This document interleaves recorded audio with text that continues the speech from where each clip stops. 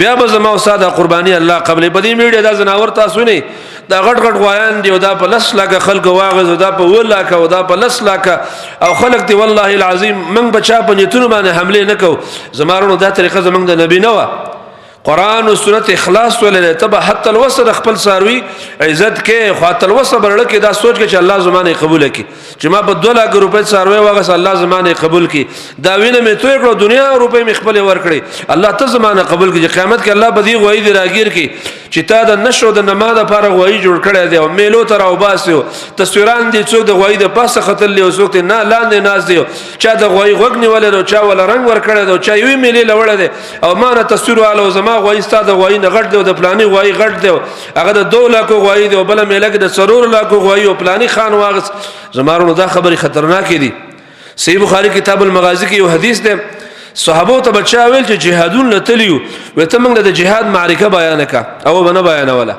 و موږ د الله د لپاره جهادونه کړی دي الله زموږ د جهاد ته برباد نکي د جهاد قصې به نه کولې د معرکو قصې به نه کولې د خپل بهادری قصې به نه کولې الله رانه چرته برباد نکي پټي معاملې به کولې د الله او د خو په منځ کې چې کوم راز دا به پټ ساته دومره به یریدل صرف یوځل یو صحابي په لار روان شو او صحابه د مکې نه مدینه پورې موږ روانو یو خبره نه کوله موږ ته صرف یو ځای کې یو حدیث ټوټه ته پوښتنه ما وکړه نو ما تر خپل معرکې او قصه وړه چې موږ په جنگ کې دا معرکه کړې و بخاری کتاب المغازی کې دا حدیث دی نور به کله کله فرضي خبره بیانول موږ ته خدا به نه بیانول چې موږ په جهاد کې دا معرکه دی الله یریدل به الله زموږ نه چرته ضایع نکي زمر حسین بن علی بارک راځي سیر اعلام النبلاء دا صحابي حسین بن علی چې شپې په خپل ملا مبارک دا د محمد رسول الله وسیره دا د فاطمه رضی الله عنها زوی دی دا د علی ابن ابي طالب رضی الله عنه زوی دی شپې په خپل ملا باندې دا بوجي وړل او د مسکینانو په دروازه کې کوزول داغه زمانه چې کوم غوړی او داغه زمانه چې کوم وړو داغه زمانه چې کوم خوراک سکا کو کجوري دا به د مسکینانو دروازو ته کوزول خو چا بنلې د چې دا زمونږ دروازه دا غوټه چا کوزه کړ دا بس غریب به دروازه کولاو وړه به پراته به دروازه کې هغه بدن نکړل استه ټول مدینه کې د شپې بدی سي پروګرام کېدو په میاش کې یا په دوی میاش باندې هیڅ چاته پته نه و چې دا کارونه څوک کوي کله چې حسین بن علی شهید شو نو خلکو چې ول غسل ورکاونو په دې ملا کې د پړو سي پټي پټي لګېدلې وي بیا ملګری پوه نشو غاسلین په دې پوه نشو دا څوک کوي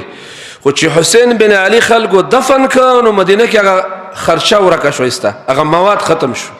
بیا خلکو ته پته ولګېدله چې دا مواد چې زمونږ په دروازو کې خودل د شپې شپې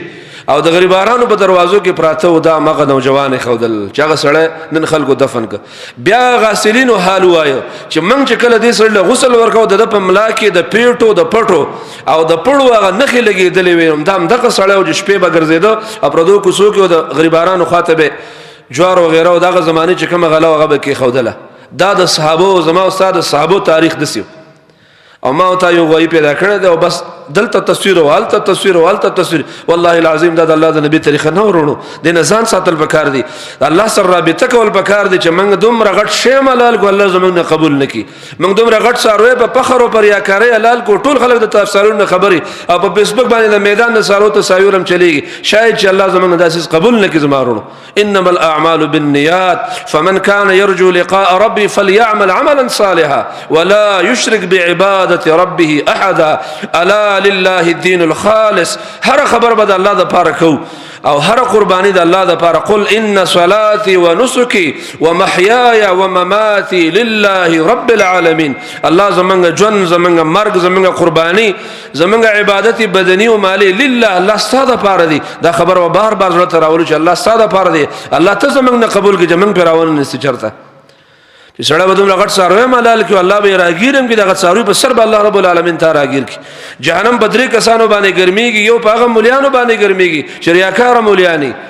او هغه قاریان چې هغه قرتونه د ریاکاری د پاره کوي هغه سخیان چې مالونه دنیا د پاره لګي هغه مجاهدین چې د نوم او د ناموس د پاره معرکه کوي جهنم به الله چې اول ګرمي به د خلکو به ګرمي زمارونو د دنیا درې قیمتي خلک عالم د دنیا قیمتي سړی دی سخی د دنیا قیمتي سړی دی او مجاهد د دنیا قیمتي سړی اول جهنم چې الله ګرمي او تودي دا په دې درې کسانو باندې تودي دا صحیح حدیث کې راغلی